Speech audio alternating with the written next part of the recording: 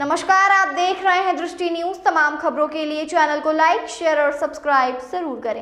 तुम मुझे खून दो, मैं तुम्हें आजादी दूंगा का नारा देने वाले नेताजी सुभाष चंद्र बोस की 125वीं जयंती के मौके पर आज कलेक्ट्रेट परिसर में स्थित उनकी प्रतिमा पर माल्यार्पण कार्यक्रम आयोजित कर उन्हें याद किया गया।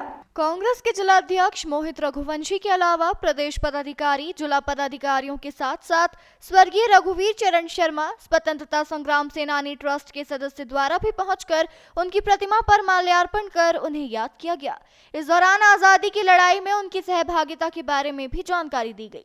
बताया गया कि स्वर्गीय स्वतंत्रता संग्राम सेनानी रघुवीर चरण शर्मा की ओर से उन्हें मिलने वाली सम्मान निधि से उन्होंने शहर में कई महापुरुषों की प्रतिमाएं स्थापित कराई है।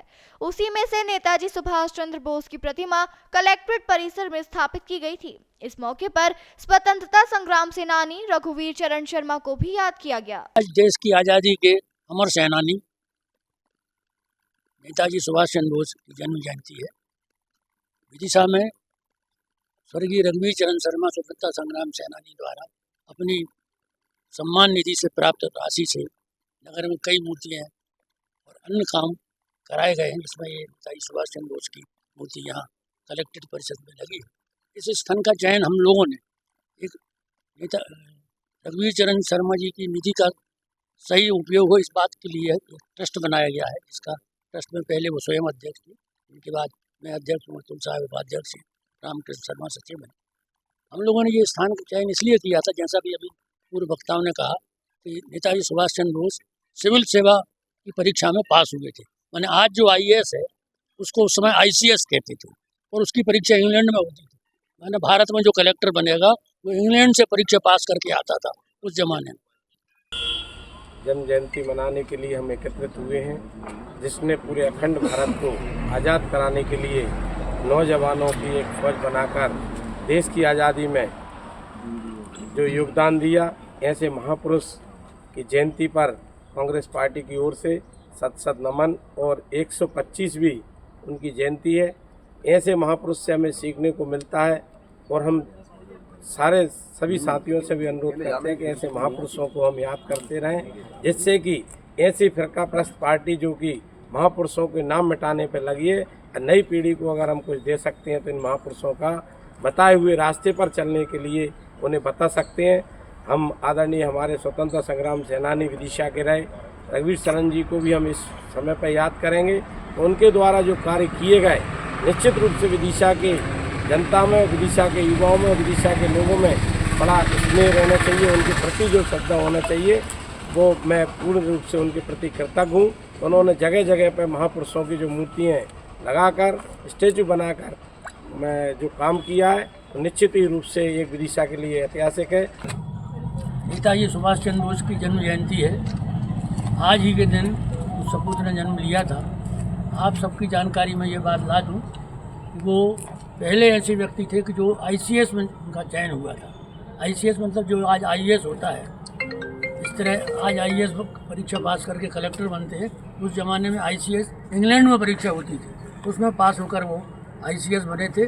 उसके बाद उन्होंने उसका इस्तीफा दिया। उन्होंने कहा नहीं, मैं केवल ये बताना चाहता था कि मैं इस योग को हूँ, इसके बाद मैं देश की सेवा करूँ।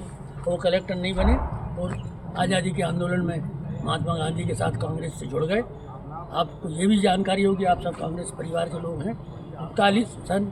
1939-40 में त्रिपुरी अधिवेशन में कांग्रेस के अध्यक्ष चुने गए। पट्टाभी सीतारमैया को उन्होंने चुनाव में हराया था, और बाद में गांधी जी से मतभेद के कारण वो कांग्रेस से अलग हुए और आज़ादी के आंदोलन की उन्होंने एक नई राह पकड़ी थी। वही भी एक राह थी जो हमारे अन्य क्रांतिकारी भाई भी कर रहे थे। दोनों के मिला जुला प्रभाव, गांधी जी का जन आंदोलन और हमारे क्रांतिकारियों का कुर्बानी, उनसे नतीजा ये हुआ कि कुछ ही वर्षों बाद देश आज़ाद हुआ अंग्रेज़ों का। वो अंग्रेज जिनका कहा जाता था कि जिनके राज में कहीं सूरज नहीं डूबता, उनको इस देश को छोड़ना पड़ा और अंततः हम स्वतंत्र भारत में आज हम सांस ले रहे हैं। इस प्रतिमा को जब रघुवीर चरण शर्मा जी ने बनवाया था, तो पूरे विदिशा वासियों की ये इच्छा थी कि इनकी सही जगह पर इनकी स्थापना हो, क्योंकि नेताजी सुभाष चंद्र बोस न केवल कांग्रेस के राष्ट्रीय अध्यक्ष रहे, उनके और पंडित नेहरू के बीच में जो प्यार था, जो दोस्ती थी, जो आपस में स्नेह था, उसके बारे में कई बार भारतीय जनता पार्टी ने गलत बातें की है। तो नेताजी ने उसके बाद भी जब उन्होंने आज़ाद हिंद फौज बनाई तो अपनी टुकड़ियों का नाम महात्मा गांधी के नाम पर, नेहरू के नाम पर रखा और मौलाना आज़ाद के नाम पर रखा। और उसके बाद जब आज़ाद हिंद फौज के कुछ सिपाहियों पर आगे चल के मुकदमा हुआ, उससे पंडित नेहरू ने दोबारा अपना काला कोट पहना और उनके अलावा मिस्टर आसफ अली ने लड़ा। और इस तरह से पंडित नेहरू ने अंत तक सुभाष चंद्र बोस का जो सम्मान था वो बना के रखा। नेताजी का ये मानना था, नेताजी दरअसल ऐसा बोलना ठीक नहीं लगता, लेकिन उसको अगर किसी खांचे में ढालें तो वे वामपंथ का समर्थन करते थे, जिसे ये है कि लड़ के आज़ादी ली जा सकती है। तो लेकिन इरादा उनका भी वही था जो अहिंसा से देश की स्वतंत्रता प्राप्ति का गांधी और नेहरू का था। तीनों हमारे देश के बहुत महान पुरुष हैं।